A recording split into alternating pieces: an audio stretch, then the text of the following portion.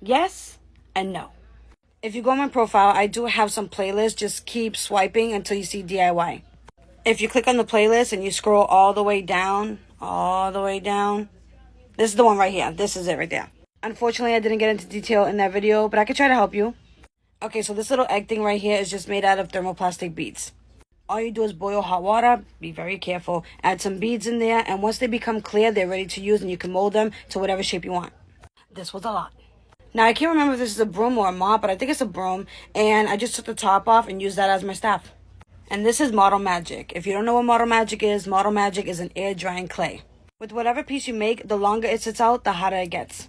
I took a big chunk right here just to cover the top. Then I took some individual pieces and I rolled them on the table to make them look like little snakes. And I just wrapped them around the staff.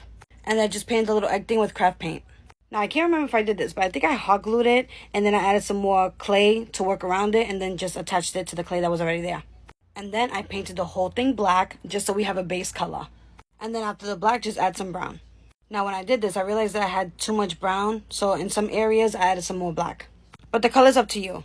And after that, you just want to add a couple coats of Mod Podge. And Mod Podge is just a sealant.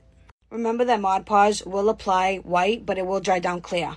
The amount of coats is up to you. But when it's all done, feel around your project. And if you feel like there are any areas that are still matte and rough, those are the spots that you missed. So just make sure that you add Mod Podge to those areas as well. And then you should have your very own Maleficent staff. I will say this. When you're making the little snake-like pieces like this, make sure they're not too thin, and just make sure that when you apply them onto the other pieces that they're not too tight. Because when they start to dry down, they start to get hotter and they start to shrink.